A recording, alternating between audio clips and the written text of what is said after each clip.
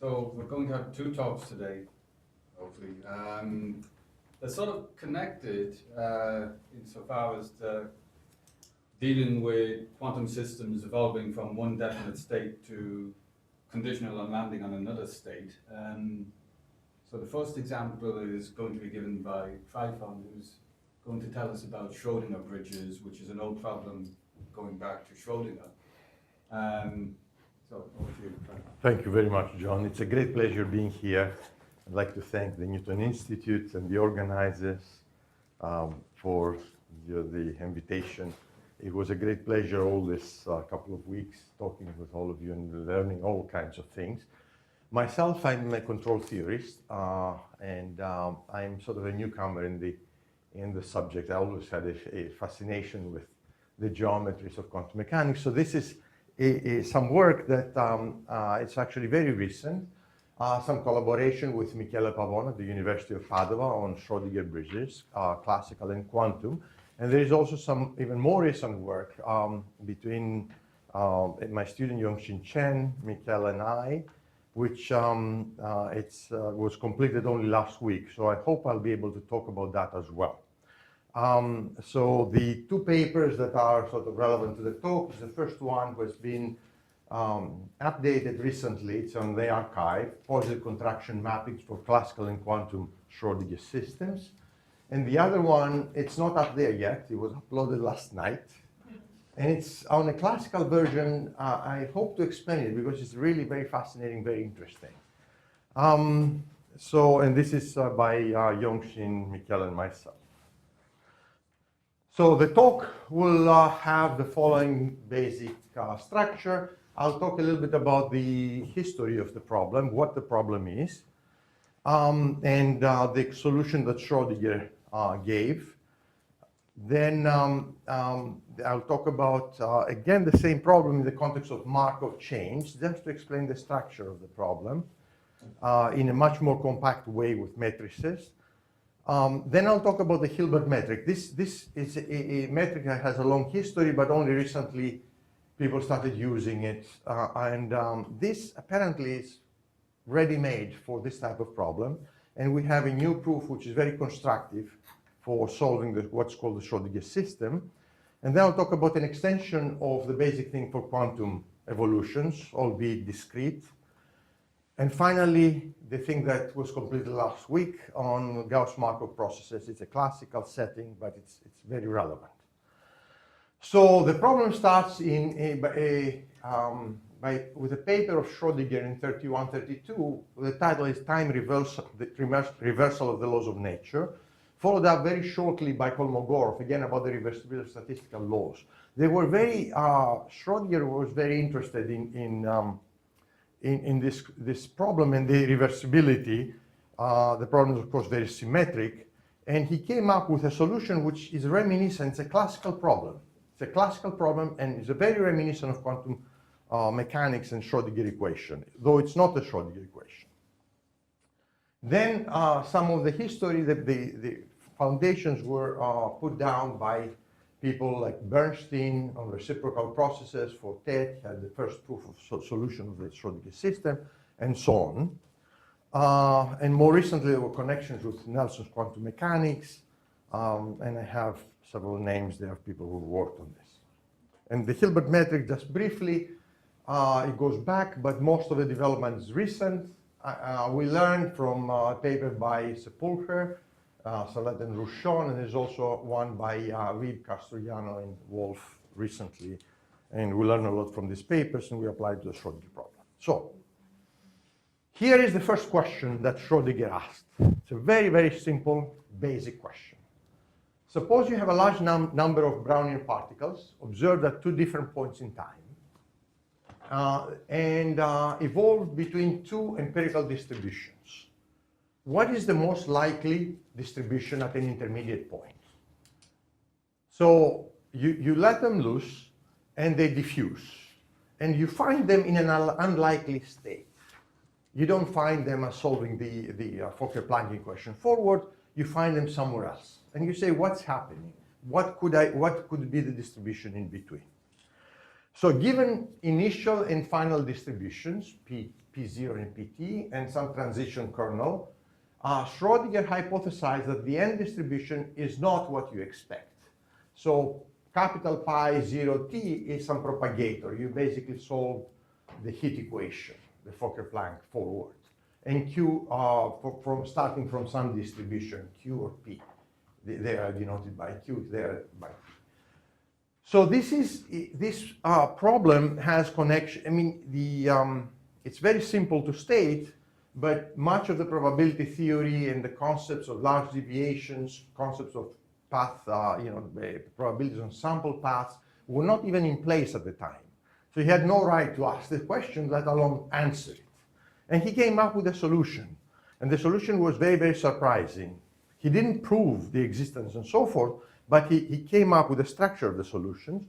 So what he did is he discretized space-time and particles and so forth. He used very brute force, Stirling's approximation, optimized, used Lagrange multipliers, everything under the sun. And then he found out that the most likely joint density, we're going to see again this thing, how it comes in sort of a matricial context, very, very simple. The most likely density. So what do you have here? Let me have the, you're going to see this again. Let me see how to use this. Oops, no. No, no. All right, let me get back here. Here, play. Okay, and is this the, okay, yeah. So you have a, let me see here, right. So here I have a little bit of some symbols. I have to explain it. This is a transition kernel, right? From beginning point 0 to t, the probability of going from x0 to xt, some density. Sort of the most likely joint density takes some form. It is the kernel times two functions. And there is an update on the transition, which takes a certain form. The bottom line is, and those objects satisfy certain equations. This is called the Schrödinger system. So I'll explain it.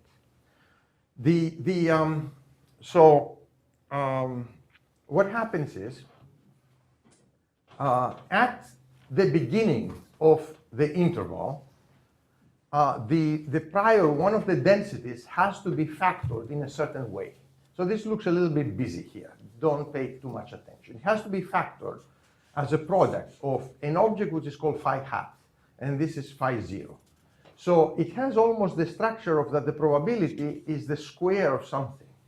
It reminds of phi dagger, that this is like a wave function. It's not really a wave function, but it looks like a square. This phi and this phi hat are classical functions, and their product has to be equal to that. The phi has to be the backward propagator of an object, which is specified at the end of the interval. And there is also a little bit of symmetry here at the end. So the bottom line is the density at the beginning and at the end has to be factored as a product. And everything in between, the most likely path, can be computed by the same formula, where the phi's are computed applying the propagator, one going forward and the other going backwards. So we're going to see this a little bit more explicitly very soon. So the bottom line is he came up with this system. These are integral equations. And he said, well, a solution has to have this form. So the most likely path in between, the density has to have this form.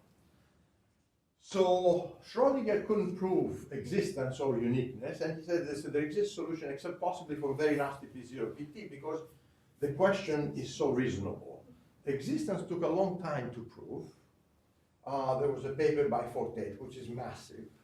And then in a slightly different context, Buehling. Those solutions, though, even though Fortet has some way of trying to compute it, it's not really computationally feasible. So let me describe exactly the same problem in the context of Markov chains. Now this is going to be expressed with finite matrices and transition probabilities and so forth. So you have a Markov chain having n states. X will denote a sample path from beginning to end. So the X will take values in this set. Pi sub t are stochastic matrices. T from beginning to end. The probability induced, P is the probability induced by the pi's on this interval. So, by the way, let me just draw this pictorially. I don't have this drawing. So the question of Schrödinger is, so you start from initial P0, and you have a final Pt, right? You have a law that for the diffusive particles, and you're asking the question what happens in the middle.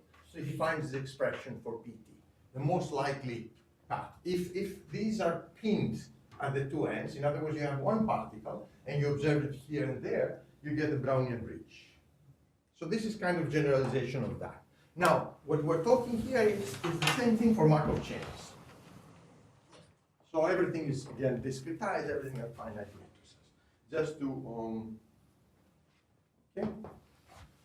So the question, Schrödinger's question is, given some initial vector now, and a final vector, the vector probabilities at the end is not the product of this probability, this transition matrices times P0, it's something else, and you would like to find the most likely evolution. So what is it you're asking? You're asking, so you have a prior law that gives you the probability that a certain sample path took place, right? So if I give values to x0 up to xt, the probability is going to be p. Then you need another probability law, which is close to that and agrees with the marginals. So the notation here is this is the probability of a sample path, and this is sort of disintegrated into a product. The product is, and you'll see why, the product is the transition from the probability, joint probability of x0, xt, times the conditional of anything that happens in between to the endpoints. Is this clear? Right? And the same thing with the Q. So the moment you write it in this way, and you ask the question in the sense of large deviations, or you know, what is the closest to the prior P that agrees with the marginals. You're observing marginals. At the two ends of the interval, you have probability vectors. So you want to minimize the relative entropy.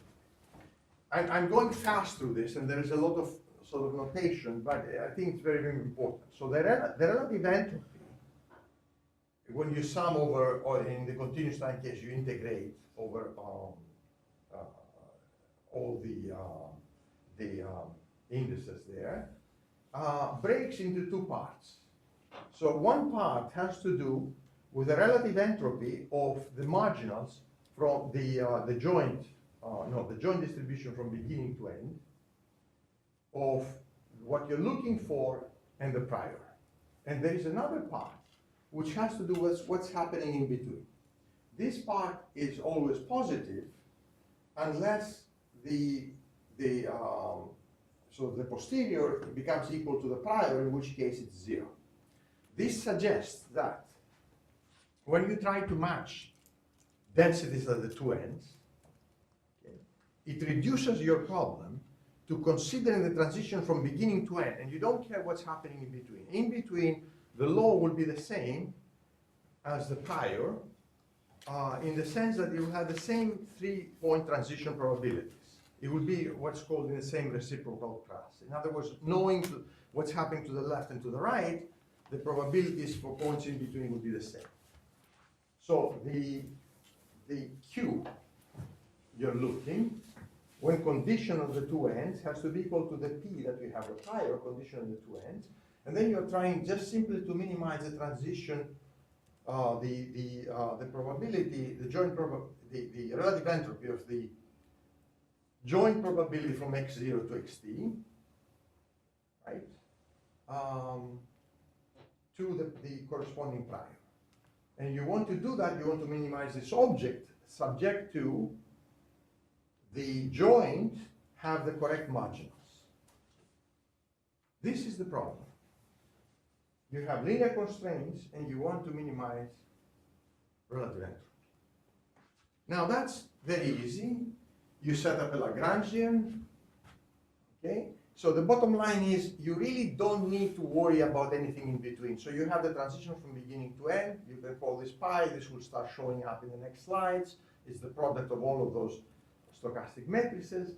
And you have some Lagrange multipliers. You impose this equalities there. And the Lagrange multipliers end up being the phi and the phi hat. So when you write all of this down, you end up with a Schrödinger system. So the Schrödinger system for Markov chains is the following. You have a stochastic matrix, and here it's adjoint. You're looking for a quadruple of vectors, phi 0, phi t, phi t, phi 0, such that the initial vector, p0, factors into a entry-wise product of these two vectors. That's a nonlinear operation. Right? You have a vector here and another vector here, and you multiply their entries, entry by entry. So this is the nonlinear coupling. And this thing here, this is the propagator from beginning to end, and you need phi 0 hat at the beginning, and you need phi t at the end, because this goes backwards.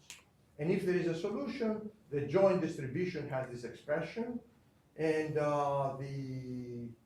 this is the propagator. Okay, so if there is a solution to this system, the joint between beginning and end takes this form.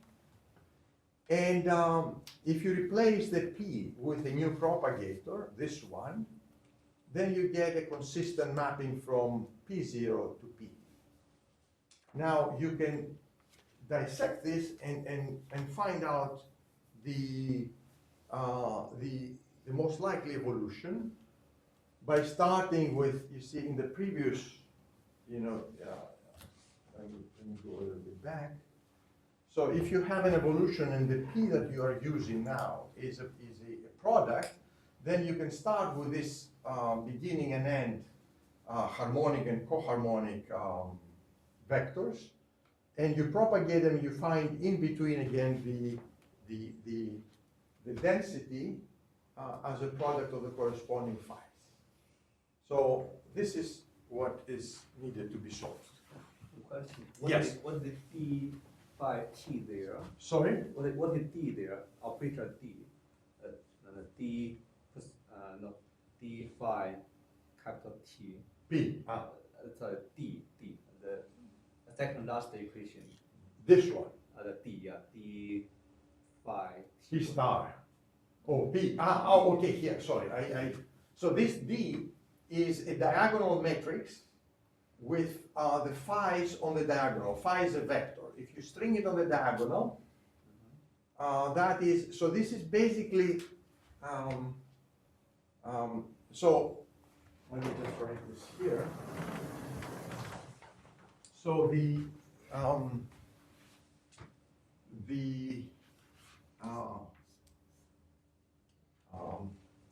so the matrix P, which is a stochastic matrix, right, is Pij, is the probability of jumping from state I to state j. Now the correction which we give you, the correct marginals, is going to be of the following form: Pij phi I phi j hat, the ith of jth entry of the corresponding vectors. So there is a correction term that gives you the closest in the relative entropy law, and this takes this form. So in matricial ways, we can write the pi as basically the optimal pi as a product of pi with diagonals having the phi's here and the phi's there. So that's why Does this make sense? Right? It's just sort of a way of writing it.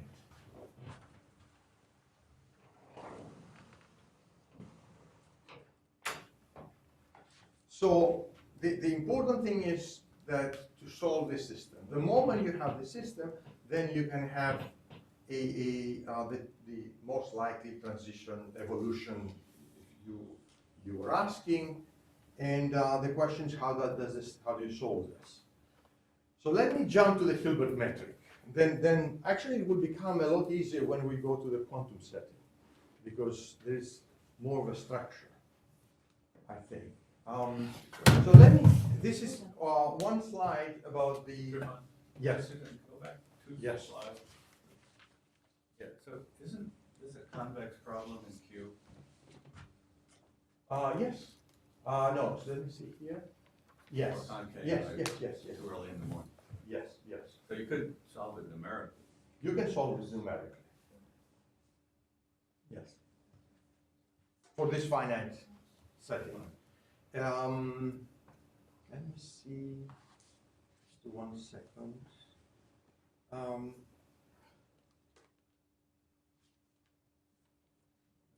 Yes. Yeah. No, that's absolutely right. Not true? No, that's true. Oh. That's true. That's true. So so in this case for finite matrices, you can use that. Okay. Now the Hilbert metric is defined as follows. You have for some abstract, sort of some real Banach space, you have a positive cone, positive solid cone. You define a partial order. So x is less than y if the difference is in the cone. M here is the infimum of lambda, so that x is less than lambda y. And little m is the supremum of lambda, so that lambda y is less than x. And the Hilbert metric is defined as follows. So basically what this thing does, it takes the maximum of the ratio between the entries of X, so to speak. There are 2 examples one has to have in mind. So the M it's a projective metric. It doesn't change if you scale those 2 quantities by any number. So for the case where the cone is the positive cone in Rn, this is the maximum of the ratio of the corresponding entries of the vectors over the minimum of the ratio. If x and y are Hermitian matrices, M is the largest eigenvalue of the pencil having, x plus lambda y, which is the same thing as the largest eigenvalue of the ratio of the 2 matrices over the smallest eigenvalue of the ratio of 2 matrices. If the matrices are identical or if the vectors are identical, it gives you 0, otherwise it gives you a positive quantity, and it turns out to be a metric. The important results on this have to do with how to bound the gain of positive maps. So we will be looking for the Hilbert problem, for example, for the Schrödinger problem, mappings between the positive cone to the positive cone. The stochastic maps are like that, and Krauss maps for the quantum systems are again like that. So you have a positive map that maps the positive cone to the positive cone. There are 2 objects here, with 2 concepts we want to define. One is the contraction ratio or a gain. This simply means the infimum of the lambda, so that the distance between the pi x and pi y is less than, over the distance between x and y is less than lambda. So it's a gain. You can think of it as a norm. And the projected diameter is the largest of the distance between the images of 2 points. Okay? So the key result in those subjects is a theorem of Birkhoff and Bushel. If P is positive, monotone, and homogeneous, so monotone means that it preserves order. Homogeneous means that it scales in a certain way. We're only interested in linear maps, so this is going to be 1. Then the norm is less than m. So it's always contractive. So for example, stochastic matrices are always contractive. Krauss maps are always contractive. For the special case where P is linear, a possibly stronger bound holds. The thing we would be interested in is not just contractive, but strictly contractive. So then you need to sort of make sure that this is less than 1. So this is less than 1, provided that this the delta is not infinity. So if you can prove that delta is not infinity, you're done. You know that's strictly contractive. And that actually turns out to be the case. So going back to the Schrödinger system, here's a key lemma that shows how a way to solve it, is that if you have a stochastic matrix or a transition probability that's strictly positive, this means element-wise, that's a very strong condition, sometimes, but it's needed. And you have probability vectors, then the Hilbert gain of the stochastic matrix is less than 1. The proof is really trivial, because the radius, the diameter, which is defined like this, remains the same if you restrict x or y to be probability vectors. It's projective, so you can scale.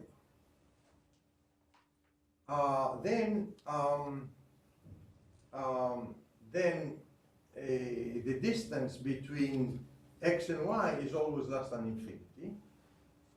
But the probability simplex, where you're trying to compute, you could try to compute the supremum, is compact.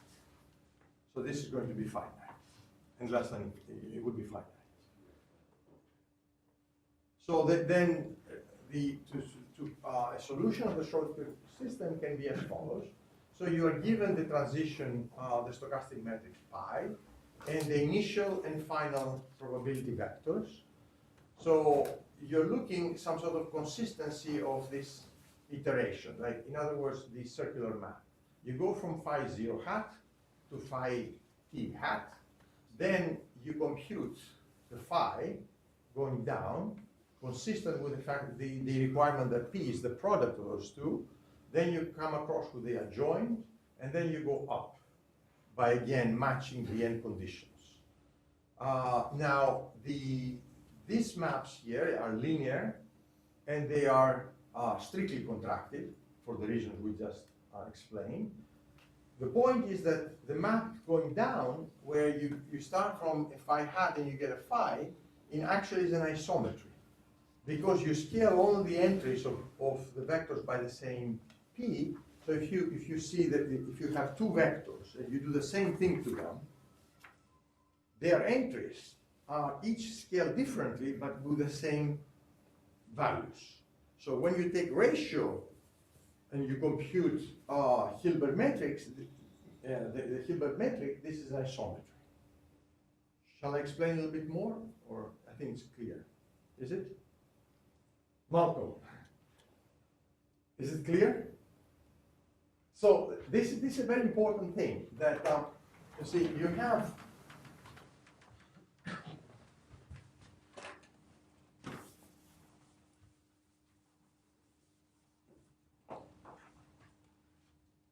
you have a vector, let's say phi hat, and you compute, you're given a p, and you compute another vector phi, which is the ith entry of it is the I entry of p divided by the ith entry of phi. So, and this is the map we're considering.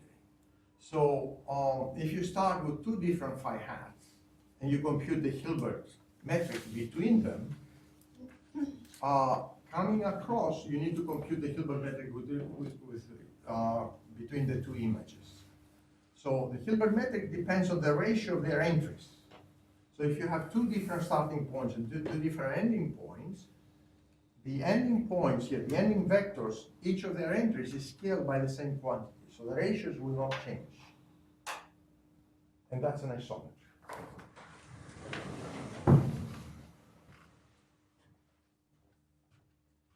So as a result, the composition from phi 0 hat through all of those is strictly contractive in the Hilbert metric. And if you iterate it, you can get easily a solution to the Schrödinger problem. Now, before we move on to a quantum mechanical setting, I would like to explain something which is in statistics is known as the synchronous theorem, and it's very related. Synchronous theorem says that if you have a positive element-wise matrix, there is always a coefficients AI bi, so that this is doubly stochastic. This falls exactly into the setting that we're discussing, where the marginals are the uniforms. Maybe I should divide 1 over n. So the marginals are constant. Then applying the previous result and the Schrödinger, solving the Schrödinger system, you get a transition a stochastic matrix, which is like this, and it's doubly stochastic because it has to be matching both in the forward direction and in the backward direction these m conditions. In the forward direction, actually, I should put here 1 over, let's see here, 1 over n, and here 1 over n, but it doesn't matter, right?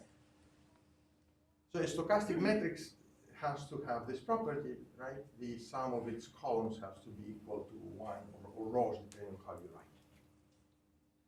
Let's look at the quantum analog. So here we have density matrices. This is a discrete, we're talking about discrete evolutions. And then you have a Krauss representation for a totally positive trace preserving map, mapping densities to densities. So this is the trace preserving property, which means that the adjoint maps the identity to the identity. Now, for whatever follows, we will need this condition, which is a little bit strong. Actually, it's quite strong. E has to be positivity improving, which means that no negative densities will have to be mapped to positive densities. And that's necessary for solving the corresponding Schrödinger system.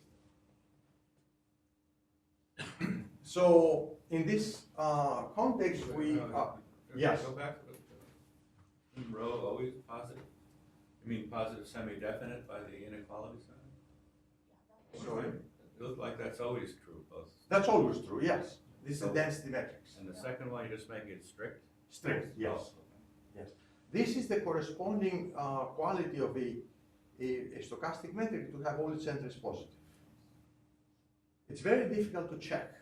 If you have a stochastic, if you have a Krauss map, it's very difficult to check this condition. But if you have enough terms, generically, it's true. Let me see. So what we're thinking here, and I'm going to brush through some of it, is a sequence of TCP/IP maps so that you have some sort of a quantum evolution. And very much like before, you really don't need to worry too much about what's happening in between. You need to solve first. If we're going to pause and solve the problem, and then you can go back and look at the evolution and get a sort of like a path. Consider the composition from beginning to end, initial and final rows, which don't agree. In other words, E applied to row 0 is not row T. And the problem is you want to find a correction here, another Krauss map, such that it matches the marginals, and in some sense it's close to E. Okay? Now, here I'm going to give you a suggested solution, which we can prove in, admittedly, 2 very simple cases, a conjecture, and raise the issue in what sense this F is close to E. It's very natural, it's almost the analog of what we saw before, but in this context we don't have a notion of entropy, which we can apply and say, well, it's the closest in the sense of this entropy, relative entropy. So what we're going to show is, or seek, is rank 1 corrections of the prior. So the prior Krauss map will be updated to a map of this sort. And that is good enough, and in certain cases, and we conjecture that in all cases, this can be done. So this is very much like dividing on the left with something and multiplying dividing on the right with something and multiplying on the left with something else. Those chi's are the square root of the corresponding phi's that we had before. So you can look at it as a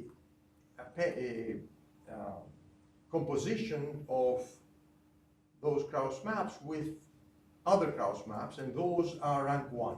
Rank 1 means that they have one, actually they are not necessarily normalized Krauss maps. I mean, they are just simply multiplied, but the whole thing is going to be. So these are, they have one sound in the expression, in the Krauss representation. So here, this is the quantum version of the Synchron theorem. Suppose you are given a positivity improving, totally positive trace preserving E. There exists observables phi 0 and phi t, so these are now Hermitian matrices, such that one of them has to be invertible. Then there exist observables, so that for any factorization of those like that, then the map is doubly stochastic Krauss map. In other words, it maps the identity to the identity as well as in the backward direction. Here I should have 1 over n, because in the forward you're thinking of density matrices. And the proof is identical to what we had before. If you trace this circular map, you see that this is contractive, strictly contractive, and so is this. And this map here, where you take the phi hat and you invert it, is again an isometry. So the steps are identical to what we had before. In the general case, if we could construct a solution to a Schrödinger system, which now takes this form, you have to find phi 0, phi hat, and so forth that satisfy one maps to the other, and then the row factors as a product of the two. So this is the phi hat in the middle, and this is a non-commutative multiplication between the phi and the phi hat, and so is in the other end. If you find this, then any factorization gives you a trace-preserving map that maps the, oh, I have it wrong here. Here the dagger should be over here. The problem is that we cannot prove that the Schrödinger system has a solution for general cases. And the snag in the proof is that the map between the phi and phi hat, because now they need to match the two marginals, are not isometries. And the maps become like this. So the phi hat becomes phi, and this whole expression is simply rho divided by phi hat. Okay? If everything was commutative, this would have been the ratio of the two. And in the other direction, it's kind of simple. Extensive numerical evidence and some software to experiment shows that this always has a fixed point, the previous iteration, but we cannot prove that. Now, we can prove it in other special cases. For example, the case of a pin bridge. So suppose you are given the prior, and you are given pure states at beginning and end. Then you can, now I'm going a little bit fast because we only have about 10 minutes. We start a bit late, if that's okay, right? I want to talk about something extremely exciting. And this is what, another version of this Schrödinger system. So basically for pinned bridges like this, at the two ends you have pure states, then you can define phi 0 and phi t this way, and you can show easily that there is a correction of the prior with rank 1 pre and post multiplication that satisfies this, and it is TP. Okay? There some simple examples here that for a more general case, This is my favorite because it's very simple. It can be done in closed form. This map here, which is actually Hermitian, a self-adjoint Gauss map, does not take rho 0 to rho 1, this is rho t. If you do the iteration, you get, these are the phi's, and then you get the correction which has these coefficients. Now this is no longer Hermitian because this is not symmetric. So we played a lot with this, and we believe the conjecture is true. It requires some modification of the Hilbert metric, but we don't know which one. And hopefully someday this will be sort of resolved. So the Hilbert metric gives a nice, simple, constructive proof where the solutions to all kinds of Schrödinger systems can be sought in as fixed point of a certain map. So the final topic, and this is very, very exciting, is Schrödinger bridges in a classical setting between degenerate linear stochastic systems. It's a new type of optimal control problem.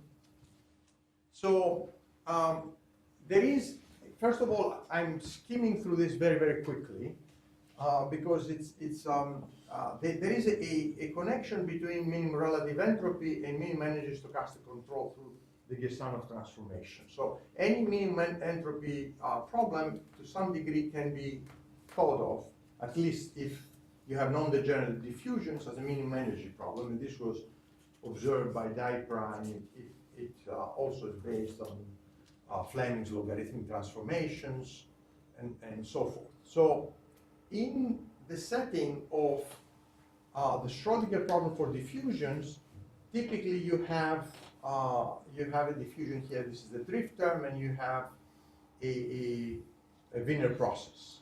And you're looking to modify it to have a controlled diffusion so that it matches marginals. And that has been done. Again, the theory is very much the theory of the Schrödinger bridges in this context. Now, our interest is in dynamics which are not of this type. The stochastic term does not actuate every direction in X. Like, for example, when you have inertial particles or pooling of oscillators, and I'll have a couple of examples there. So we're interested in the case where you have, for example, X is position and V is velocity. So the position is smooth because it integrates the velocity, and then the velocity is driven by the noise and by the U, the control. So this is the setting we're interested. And in particular, we focus here on steering of state densities for linear systems. So you have, these are the state equations, and you're given initial and terminal, so this is a Gauss-Markov process. Actually, it's going to be, because we're seeking a U to match two target endpoint Gaussian densities with two covariances specified.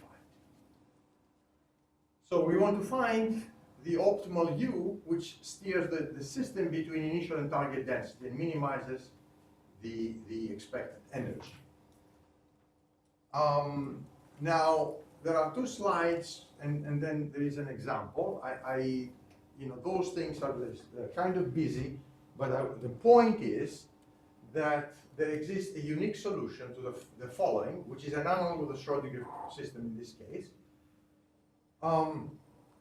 The initial covariance and end covariance of the state are given, and you need to find two matrices that have this property.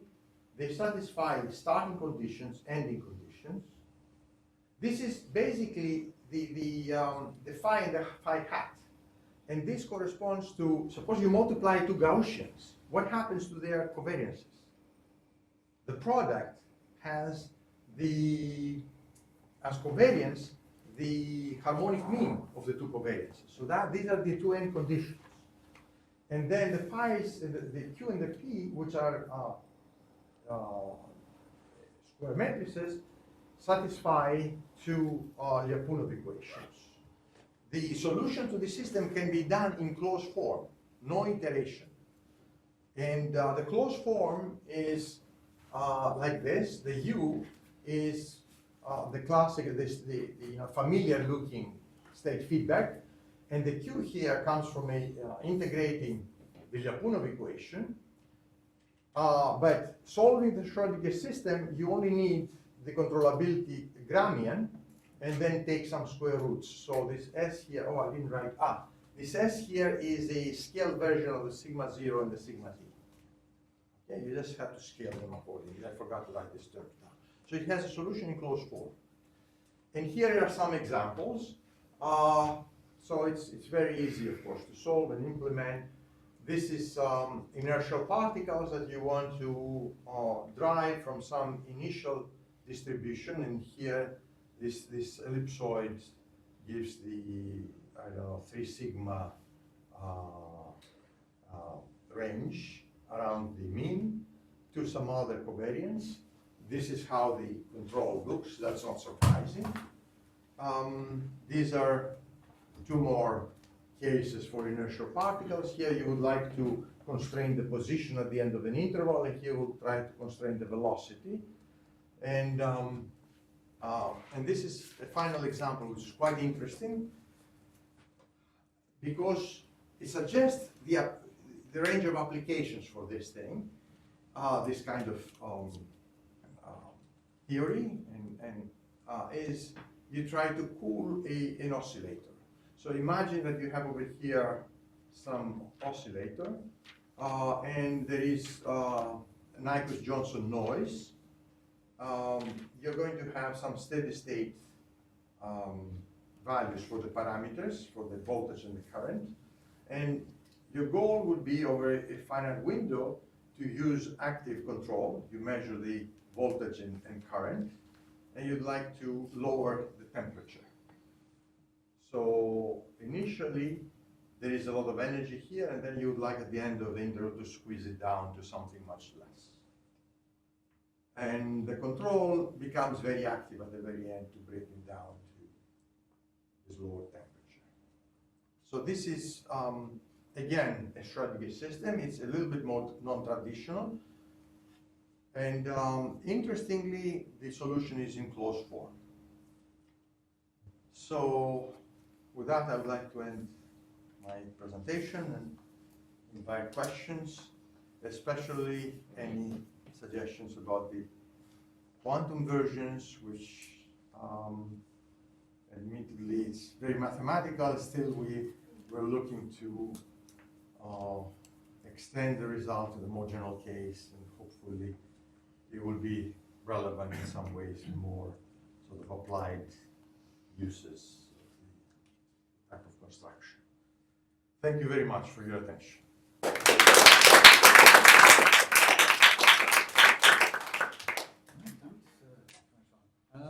Any questions?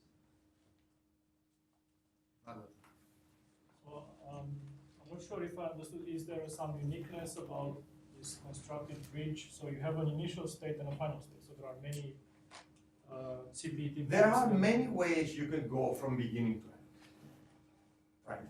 There is one which has minimum relative entropy to the prior. So remember, it's not that you have a exact condition at the beginning and the end. If you do, then it's a bridge. It's a Brownian bridge, or the corresponding bridge if you have different. Now, you have uncertainty at the 2 ends, and you try to find a probability law that is consistent with those, and it's closest to the prior. So you can look at it as an identification problem. Someone gave you a prior, and you would like to update the law that is more consistent with your measurements. You can look at it as a large deviations problem. You can say that's what happened, the prior is true, and somehow still asking the Schrödinger question says, you know, these were diffusive particles. I know it for sure. And I make experiment here, experiment there. Had I done an experiment in the middle to try to find them, where would I have found them? And in the middle, there would be a different distribution. So it answers that question. And there is a third view to this kind of problems, which is they are all very linked. This is initial distribution, and this is a final distribution.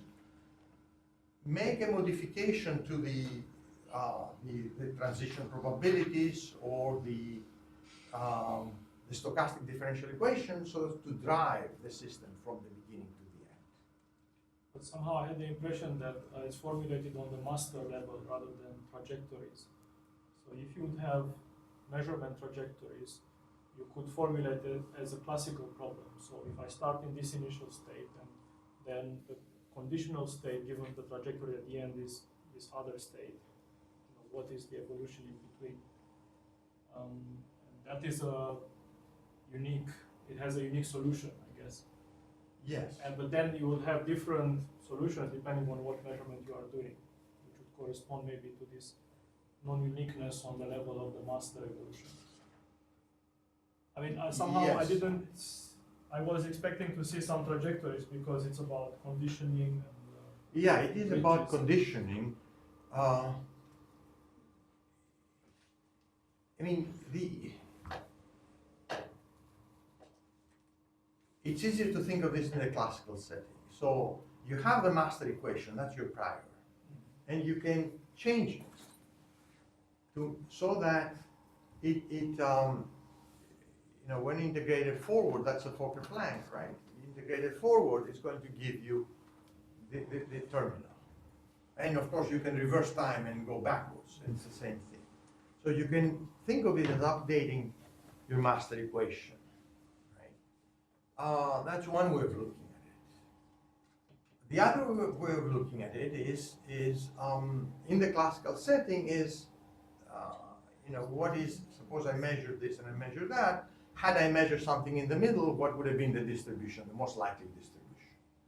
And that's the minimum relative entropy interpretation, which basically is looking for a law on the sample path space, which is the closest to the prior. Yeah.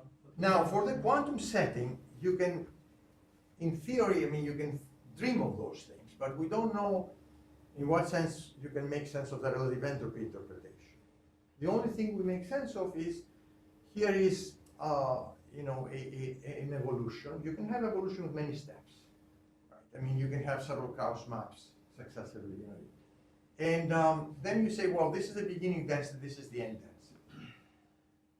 Is there a way that I can modify the evolution by changing the Krauss maps in this way, by each of them, you simply multiply the coefficients to the left and right with a matrix, that's it.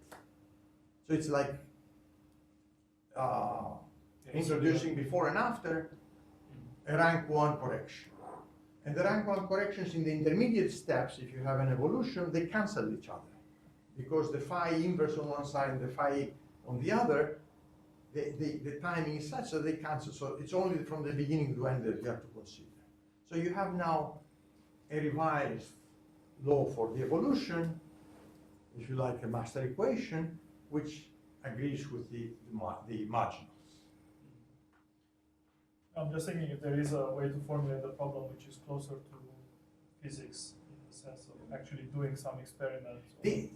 I would dream again, I don't know. Which would involve some measurements. Right. Let's say, suppose you have a certain apparatus and you like to modify it in sort of a minimal way, so that it goes from, it has a certain,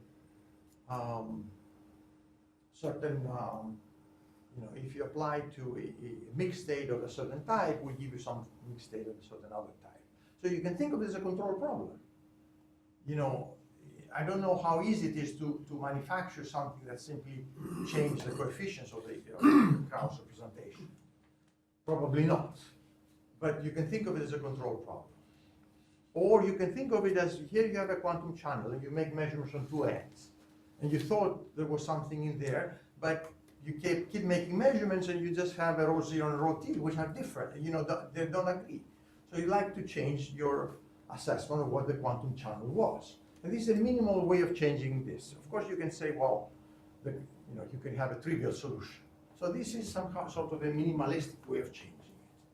Hopefully in some sort of relative entropy sense, but we don't know. Lorenzo? I actually have two questions. One is, I am confused to some extent by the fact that for a given map, the Krauss representation is highly non-unique. Yes. So what does this play into when you say minimally modifying the coefficients? What does this mean? Because we can have inequivalent dots of inequivalent Yes. representation for one and the same map. How should I think about it? That's a very good question. The answer is I don't know. I think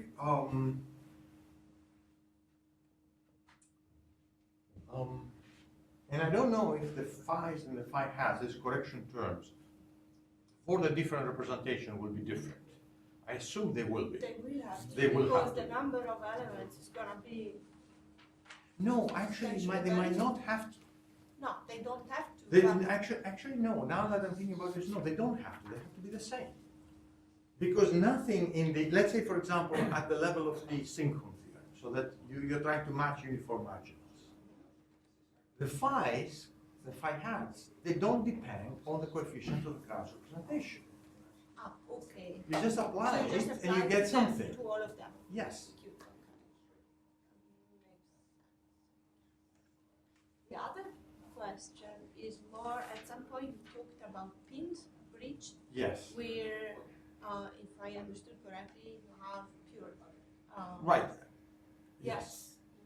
Then, how does this help you? It doesn't. It's just an example where Yeah. you can actually construct solution to this quantum version of the Schrödinger system. And it's That's the what analog you- of the Brownian bridge. Like Brownian bridge would be, you have a process that is pinned at the two ends. Yes, You know, that starts from here and ends there. but the fact that the pure states are extremal, I guess, is this what allows you the explicit construction? I think so, yes. Yes. I'll just make one or two possible suggestions of things that exist already in the QP world, which might be of relevance here. I mean, one is that when you're looking at quantum stochastic problems, and you have a particular control problem, there is cases where you can definitely say there is a separation principle in the usual engineering sense of having an estimator and an actuation problem. The estimator part is probably of relevance here because you do seem to be doing some conditioning, probably Yes, relevant yes, to yes. measurement. The other thing is there already exist formulations of, for instance, Hamilton, Jacobi, Bellman results, which may also be of relevance here. So Yes, you are trying to absolutely. minimize Yes. the energy of some controls, also some running cost, depending on your quantum state, and maybe some terminal cost at a finite horizon.